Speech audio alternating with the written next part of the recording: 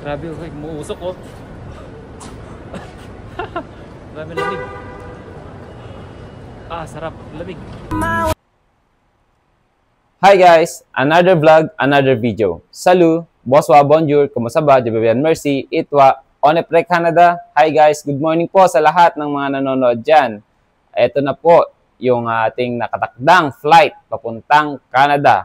Ayan po, iiwan na po talaga natin ang Pilipinas. Hindi naman ito totally iiwan. Siyempre, babalik at babalik pa rin tayo kung saan tayo nanggaling dahil iba pa rin yung kasiyahan dito sa Pilipinas. Di ba po? So guys, eto na. Masaya na malungkot. Ay, alam niyo yun, maraming nagsisig sa utak ko ngayong araw na to dahil bukod sa iniwan natin yung family natin, is talagang malungkot talaga yung nararamdaman ko. Actually guys, ako lang at yung kaibigan ko ang pupunta ng airport dahil nga ayaw ko na magpahatid sa aking pamilya dahil ayaw namin magkaroon ng iyakan. Well, sa iba siguro ganun, pero sa akin kasi yung sa sitwasyon po namin, yung sa anak ko, is hirap na hirap po siyang maka-recover ngayon dahil nasanay po siya na lagi kami magkasama. Dahil matagal po akong nag-work from home sa bahay at nasanay po siya na lagi kami magkasama. Kahit saan ako magpunta, dala-dala ko siya, mag-drive man ako, mag-motor man ako, nakita niya naman yung mga previous video ko, talagang hindi po siya maalis sa akin. Well, which is mali ko din siguro dahil nasanay po siya sa akin. Pero ganun pa man guys, itong pag-alis ko kasi na to is, pag-alis ko na to kasi guys, is para sa kanila. Hindi po ito para sa akin. Kung iisipin ko po yung ganito sitwasyon na masaya kami, sama-sama, well, okay guys. Pero syempre, financially guys, no, mahirap mabuhay sa Pilipinas nang wala ka masyadong pera. Alam naman natin na pagka siguro is may maganda kang posisyon, may mga negosyo ka, well, okay. Pero sa amin kasi, hindi pa sapat yung ganun naming bank statement, no? So, kailangan pa namin mag-earn na mag-earn. So, kaya naman guys, itong chance na to na binigay sa akin ni Lord is i-grab ko na talaga nang sa ganun is gumanda po yung buhay namin. At sana nga po guys ay magkaroon pa tayo ng maraming blessings pagdating natin sa Canada at i-update ko kayo dyan pagdating ko po doon. So guys, ito, ready na tayo. Well, kung nakita nyo po, ayan na po yung mga gamit ko. So, ito, may luggage tayo, may dalawa tayong hand carry. So, okay po yan. Mapasok po yan sa ating luggage allowance. Kasi po may ano pa po yan, may allowance pa po ng konti para mag-exact sa allowed na baggage. So, nakatimbang po yan. Accurate naman po yung timbangan natin. And then, mag-aal na po yung hand carry natin para at least hindi na tayo magkaroon ng maraming dala at ayoko rin magkaroon ng penalty or ma-hold dito sa custom, no, dahil sa may mga dala tayong pinagbabawal ng mga liquid or mga canned food. Pero sa akin kasi guys, for safety na lang din dahil meron naman sa Canada. Well, sa iba siguro, okay, pero nasa sa kanila yan para maging smooth lang lahat ng proseso ko. Kailangan natin sumunod na lang dito sa rules nila. So, ayun, na rin tayo, dito yung sa update ng e-travel, meron na rin tayong ArriveCan, so ready na guys, no? Para pagpunta natin ng airport is dire-diretso na po tayo, maging smooth lahat. So guys, samahan nyo ako sa travel ko, papunta sa airport ngayong araw na to. At hinihintay ko lang yung aking kaibigan na si Bro Joff. Hi Bro Joff. Sana mapanood mo to. Maraming salamat sa'yo dahil nandiyan ka lagi para sa pamilya ko. Maraming salamat. And then, of course, sa mga kaibigan natin dyan, no? Say hi guys, dito na ako sa airport ngayon. So ito na yung mga dala kong gamit. And ayun, mamaya muna tayo alis dahil kakain muna tayo. Okay, so papunta na tayo ng Canada at kasama ko ang aking kaibigan na si Bro Jock. Ito, pakita ko sa inyo.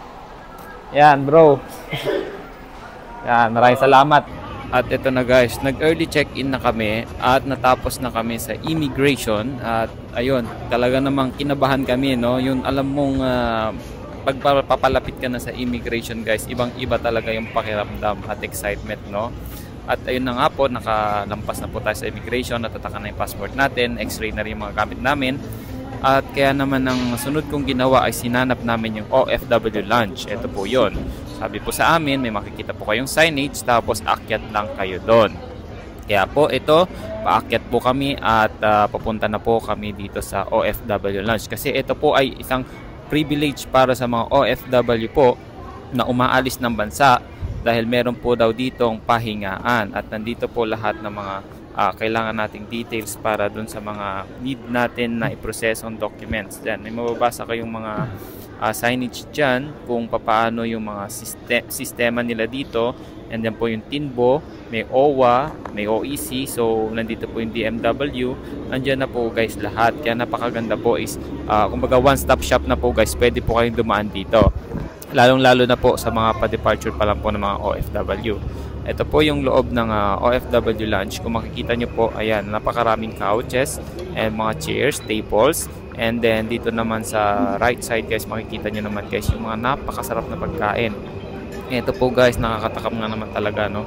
So ayan po, kumain talaga ako ng kumain dyan kasi nga syempre para na rin makatipid tayo at ito po ay isang privilege sa ating mga OFW na ginawa ng ating gobyerno. Kaya maraming salamat sa mabuti nating gobyerno at nagkaroon tayo ng ganitong klaseng programa. Kaya po sa mga aalis pa lang po, huwag niyo pong kalimutan dumaan dito sa OFW Lounge and huwag niyo rin pong kalimutan ang inyong mga tax refund para po may makuha kayo pandagdag din po ng panggastos. So ito po ang aming mga ginawa for today sa airport. And nandito na po pala kami sa aming boarding gate. Bumaba na kami mula sa OFW Lounge is pumunta na kami rito at nagulat kami dito ang haba ng pila at siksikan. Halos mapuno na po yung border gate namin. Kaya naman talagang ang hirap dito sa area na to dahil siksikan kami at ang tagal namin nakatayo. Mas maganda pala kung nag-advance kami ng mga 30 minutes para at least may upuan kami. At nung matapos kami sa napakahaba ng pila sa boarding gate, ito naman, another pila na naman mula sa aeroplano. So ang dami po talaga nagpabook ng araw na ito. Kaya naman tiis-tiis naman po sa pagtatayo at paglalakad dahil makakarating din naman tayo sa pupuntahan natin. Kaya ito po, thank you Lord at kami ay pasakay na ng aeroplano.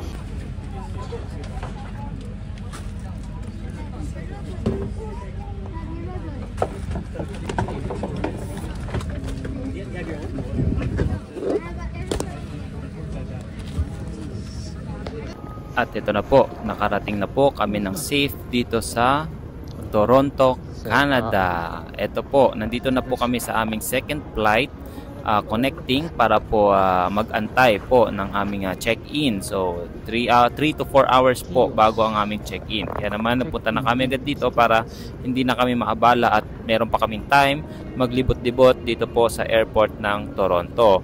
Dahil matagal po namin hindi mabibisita to kapag kami ay nagtrabaho na. Kaya ayan po ang Toronto Airport, Canada. Hello Canada, I'm here. Touchdown. Here, YYZ. Labas tayo, mas malamig sa labas. Ayan o. Try natin lumabas guys. Ang nipis ang suot ko.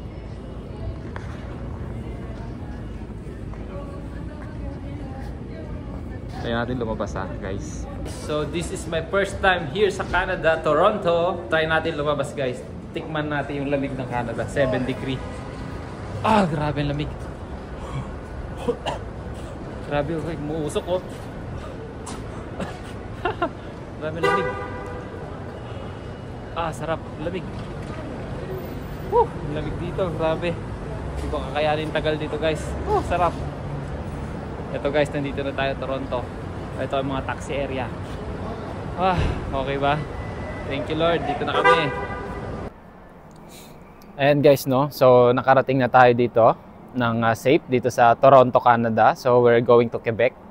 Pero antay pa kami ng flight. May layover kami ng almost 8 to 9 hours. Pero ngayon I think nasa 6 hours na lang. Pero check-in na namin luggage namin around 4 AM ng umaga dito sa Toronto. So guys, ayan, nakita nyo yung mga video na pinanood nyo kanina, no? So ayun lahat ng proseso namin para makapunta dito. At napakahigpit talaga sa immigration guys, no? Kung first timer kayo, mas maganda maging safe muna sa lahat ng documents and baggage. So ayun, later siguro tomorrow again mag-video ako, another vlog naman siya about dito sa Quebec naman, pagdating ko naman ng Quebec kasi medyo mahaba na itong video ko na to. At least pinakita ko lang sa inyo itong video na to para may mapulot kayong aral. Itong video na to po guys, sabi ko naman hindi para magyabang, para mag-inspired. So yun lang guys, itong video na to. Maraming salamat. See you on my next vlog. Peace. Bye.